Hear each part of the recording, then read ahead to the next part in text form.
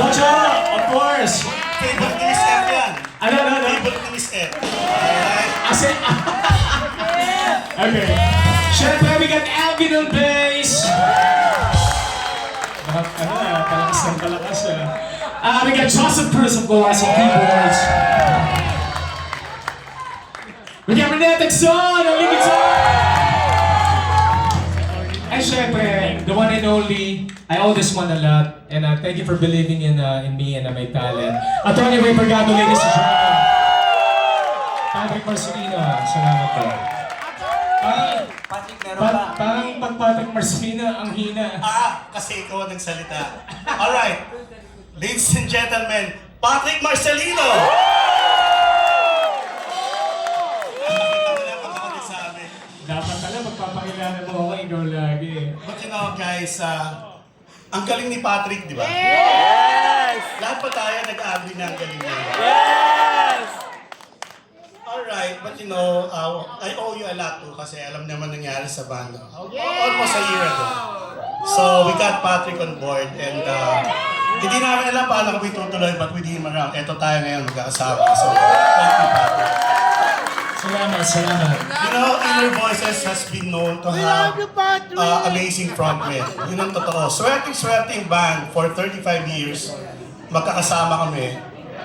Ang kagaling ng mga frontmen na binigay sa amin. Like in 2024, if you remember, last year na pala, we had Red, yung mga nakapanood ng reunion show namin dito. Our very first vocalist, si Red. No? And of course, sino hindi nakakilala kay Angelo? Alright, best friend. You know, Angelo is really a terrific and amazing performer. Very energetic and we're so lucky. We were lucky to have him and now he's doing solid, doing good. So, di ba? So, swerte kami sa mga frontmen and we have Patrick. But you know, guys,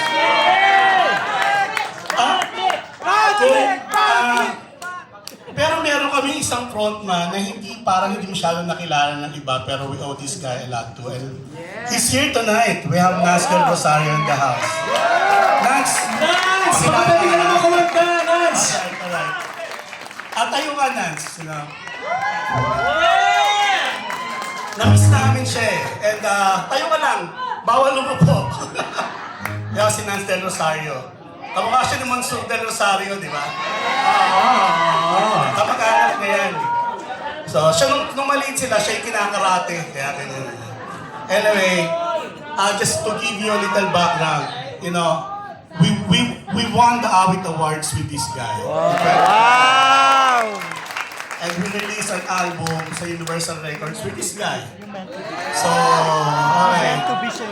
And we won our first Star Awards with this guy. Alright?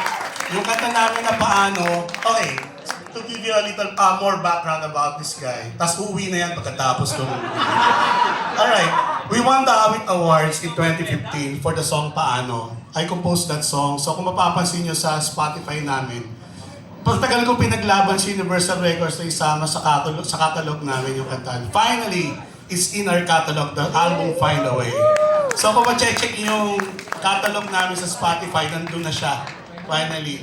And that album won for us the Awit Awards with this guy. For the song Paano. And then in 2021, we revived the song Paano by Gary Valenciano. And that song won for us our first Star Awards. Salamat PMBC. So yun na yun. Gusto niyo bang marinig kumanta siya? Pakinggan natin pakinggan si Nance. Grabe naman sabi mo. Sandy, bigyan mo ng mic si Nante.